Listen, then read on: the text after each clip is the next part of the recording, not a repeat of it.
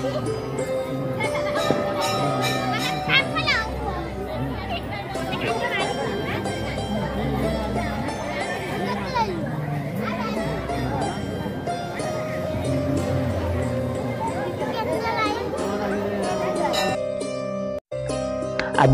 ए हेउची Baleshwar जिलार Bahanaga block स्थित साउड grammar बाबा त्रिकुटेश्वर महादेवंकर पीठ।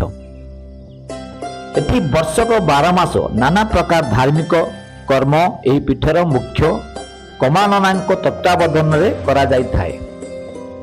शिवरात्रि एवं रास पूर्णिमा रे एठारे हजार हजार श्रद्धालुंकर समावेश होई थाए। एही जे दृश्य एठारे आपण माने देखुछंती यह हेउची पवित्र रास पूर्णिमा एवं बोईत बंदान दृश्य। एही दिन जिलार भिन्न भिन्न स्थानरू भक्त मानकर एठाकू सुओ छुटे। आउ एठारे एही दिन भक्त मानक पाई प्रसादर बंदोबस्त करा जाई थाए। दिन तमाम सहस्र लोक एठारे प्रसाद सेवन करुथिले भी संध्या समय रे यह हजार हजार संख्यार पहुंची जाई थाए। कमाननांक देखरेखरे साउड अंचलर भक्त एवं स्वेच्छासेवी माने प्रसाद सेवन प्रक्रिया को सुरुखुरुरे चलेवा पाई 100 भाग चेष्टा करिथांती। एही कार्य को सफलतार सह वर्ष वर्ष धरी करिवा पाई अनेक बिंदु थिले भी मु गोटे बिंदु उपरे दीपद कहवा को चेष्टा करुछि। सेमाने हेउछंती रोसैया।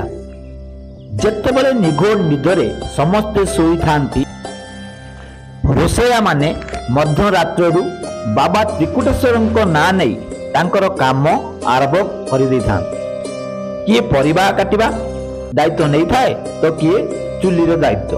आउ एही कार्य अहरह पाखापाखि 24 घंटा धरी चली थाए। सेथिपाई तो आमको प्रसाद खाइबा को मिली थाए। एठी सेमाने याकू काम बोली न भाबी पूजा बोली भाबी थांती। नहले एते सहज कथा नुहे हजार हजार भक्तों को मागणा प्रसाद जुगेई देवा। जेते कष्ट कले भी तांकर तिले मात्र थकापन देखा मिले नहीं। देखा मिले केवल मुहरे हस एवं आखिरे भक्ति। भक्त धनी हुंतु कि गरीब समस्ते यही प्रसाद खाई धन्य हुंती। जेतेबेले आमे कौसी जगार प्रसाद सेवन करिबा थरे निश्चय भाबिबा दरकार जे रोसैया मानकर एही काम हेउछि एक यज्ञ मनुष्यता पाई। तेणु भाई माने भक्त माने जोठी भी आपण माने प्रसाद खाउचंदी जेतिकी खाइबे सेतिकी नेबे बरम एकाधिक बारे मागिकी नियंतु किंतु प्रसाद केबे छाड़िबे नाही। कारण आपण जो छाड़ुचंदी सेते ताहा केते कष्ट रे तयारी होउची एवं ताहा अन्य पाई केते उपयोगी से कथा भी थरे भाबिबे। निश्चित भाबे आपणकर दिनटी आज मंगलमय हो।